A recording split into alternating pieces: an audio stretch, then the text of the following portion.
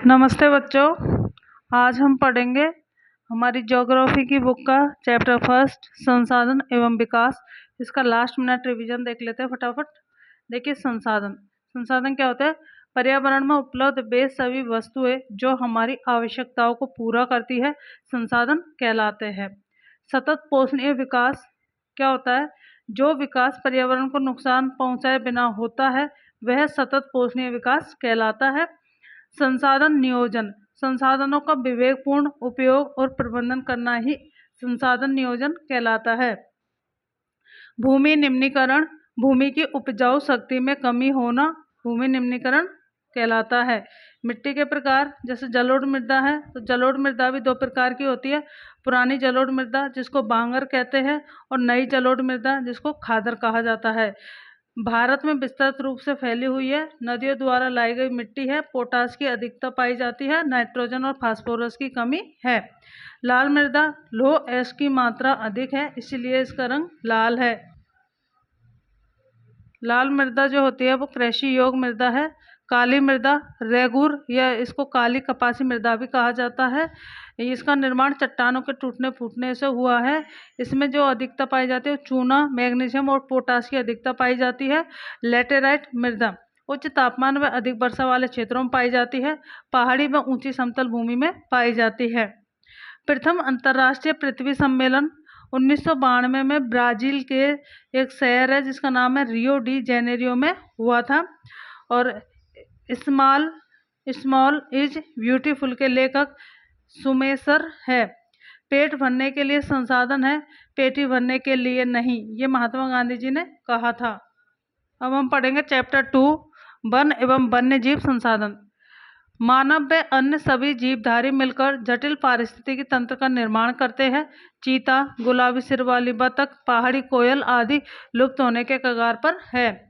पौधों और प्राणियों की प्रमुख श्रेणियां होती है: सामान्य, संकटग्रस्त, सुभेद, दुर्लभ, स्थानिक और लुप्त। वन संसाधनों को प्रभावित करने वाले कारक: वन, जलवायु, आर्द्रता, तापमान व प्रकाश की अवधि। वन्य जीव संरक्षण अधिनियम 1972 में लागू किया गया था। फ्लोरा वनस्पति जात को कहते हैं किसी क्षेत्र विशेष के पादप, ठीक है।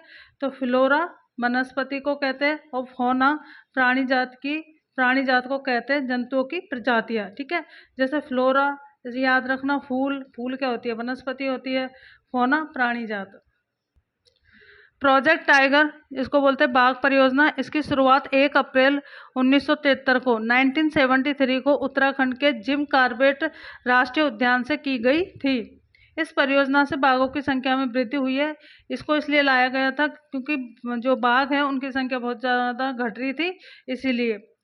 चिपको आंदोलन, ये पर्यावरण संरक्षण हेतु किया गया आंदोलन था। ये 26 मार्च 1973 में उत्तराखंड के चमोली जिले में प्रारंभ हुआ था, ठीक है। तो पर्यावरण को बचाने के लिए ये चिपको आंदोलन हुआ था। खेजड़ी आंदोलन 1700 ईस्वी में राजस्थान में हुआ था। साइलेंट वैली आंदोलन 1978 में केरल में हुआ था। अपिको या एपिको आंदोलन जो था 1983 में कर्नाटक में हुआ था। और नर्मदा बचाओ आंदोलन 1985 में गुजरात में हुआ था। अब हम पढ़ेंगे चैप्टर 3 जल संसाधन। देखिए, जल अलवणीय जल जो है 2.5% है जिसका हम यूज करते हैं। प्रति वर्ष प्रति व्यक्ति जल उपलब्धता में भारत का विश्व में 133वां स्थान है। नदी बेसिन, मुख्य नदी तथा उसकी सहायक नदियों द्वारा सिंचित क्षेत्र नदी बेसिन कहलाता है। नर्मदा बचाओ आंदोलन नर्मदा नदी पर सरदार सरोवर बांध बनाने के विरोध में हुआ था। पालर पानी, ये राजस्थान में है, वर्षा जल का सबसे शुद्ध रूप है, ठीक है। जो राजस्थान के लोग वर्षा जल को एकत्रित करके रखते हैं उसको बोलते हैं पालर पानी। अधोभौमिक जल, भूमि द्वारा सोखा गया जल, जो भूमि के अंदर जल है जिसको हम ट्यूबवेल, हैंडपंप, कुएं खोद कर इनके माध्यम से बाहर निकालते हैं, उसको बोलते हैं अधोभौमिक जल। जलप्रपात, नदी घाटी के मध्य में ऊंचाई से गिरने वाला झरना जलप्रपात कहलाता है। बहुउद्देशीय परियोजनाएं, बहु यानी बहुत सारे जिसके उद्देश्य है।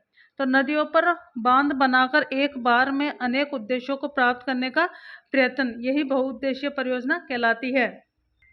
जल विद्युत, ऊंचे स्थानों से जल धारा को नीचे गिराकर उत्पन्न की गई विद्युत को ही जल विद्युत कहते हैं। बांस ड्रिप सिंचाई प्रणाली, नदियों व झरनों के जल को बांस के बने पाइपों द्वारा एकत्रित करके सिंचाई करना, यानी जो इसको बोलते हैं बूंद बूंद सिंचाई। ठीक है। बांधों को आधुनिक भारत के मंदिर जवाहरलाल नेहरू के द्वारा कहा गया था। गुल अथवा कुल, ये क्या है? पश्चिमी हिमाचल में पर्वतीय क्षेत्रों में वाहिकाओं को गुल या कुल कहा जाता है।